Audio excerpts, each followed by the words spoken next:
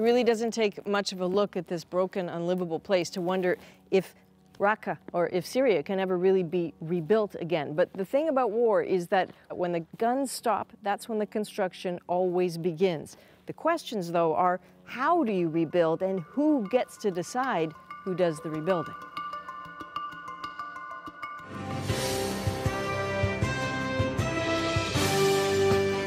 This glitzy real estate pitch for a southern Damascus suburb may offer a clue. It's a reimagining of a neighborhood called Bazatin al-Razi. Parks, high-rise condos, even an underground shopping mall.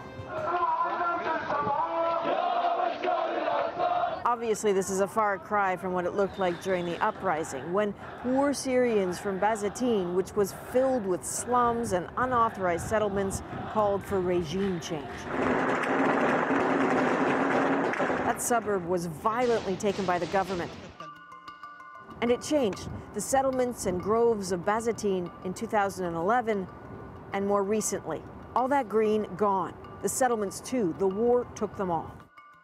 Not for a moment does anyone think that the violence and the war in Syria is really over, but what is becoming increasingly clear is that Bashar al-Assad is still in place. He is still effectively in charge, and that means he's in charge of rebuilding too.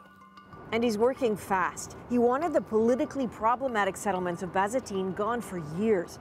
The uprising simply accelerated the plans. Claiming terrorists were hiding in the trees, the regime cleared them out. The situation is catastrophic for the people that used to live in these areas. Joseph Tahar is a Swiss-Syrian activist and academic who has studied the reconstruction. He says that a 2012 law called Decree 66 has become a political weapon for Assad. It allows his government to cut down and redevelop areas of unauthorized housing and informal settlements. Indeed, it's a punishment measure, especially targeting population or sectors of the society that revolted against the regime. And with so many Syrians who opposed Assad now dead or displaced, Decree 66 simply means the neighborhoods where they once lived can be filled with new people who are favorable to the regime. We tried to get some current pictures of the construction in Bazatin. The regime didn't give us permission, but you see a little evidence in recent satellite imagery. Huge mounds of earth, the machines that move it around. This is happening. And if Assad sees rebuilding as a chance to engineer out opposing voices, more war is surely ahead.